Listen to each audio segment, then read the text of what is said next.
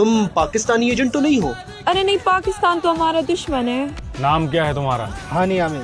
हानी आमिर, ये तो लड़की का नाम है। तो पाकिस्तान में भी नंबर 1 क्रिकेटर विराट कोहली ही है। সামাজিক যোগাযোগ মাধ্যমে এখন একটাই ট্রেন্ড।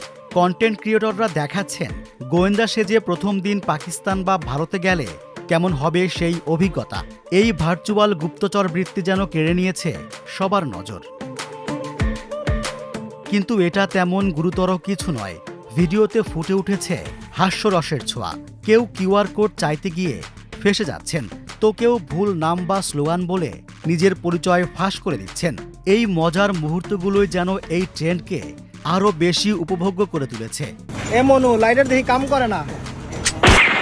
বাংলাদেশের তরুণেরাও পিছিয়ে নেই। এই ভার্চুয়াল মিশন যেন সীমান্ত পেরিয়ে এক নতুন দিগন্ত উন্মোচন করেছে। আমরা তো ইউসুফ সরকারকে এত অপছন্দ করি তা বলার মতো না দাদা। কিন্তু কেন এমন ভিডিও তৈরি করছেন কন্টেন্ট ক্রিয়েটররা? কোথা থেকে এলো এই ট্রেন্ড?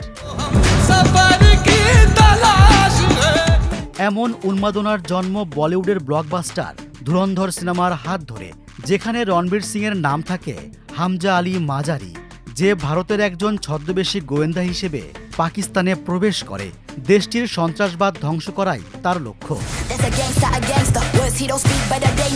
ব্যাকগ্রাউন্ডে বাজতে থাকা কারভান গানের সঙ্গে গোয়েন্দা চরিত্রটির হাঁটা চলা, ভাবগাম্ভীর্য এবং পাকিস্তানি আন্ডারওয়ার্ল্ডে মিশে যাওয়ার দৃশ্যগুলো দর্শককে প্রচণ্ডভাবে অনুপ্রাণিত করেছে। সেখান থেকেই কেউ করাচির ব্যস্ত বাজারে নিজেকে আড়াল করছেন, কেউ বা দিল্লির অলি গলি খুঁটিয়ে দেখছেন আন্ডারকভার এজেন্ট হিসেবে। প্রথমে এটি ভারতে জেওয়ান অ্যাজ স্পাই ইন পাকিস্তান হিসেবে শুরু হলেও খুব দ্রুতই পাকিস্তানি ক্রিয়েটররা এর পাল্টা জবাব হিসেবে জেওয়ান as spy in India video তৈরি করেন।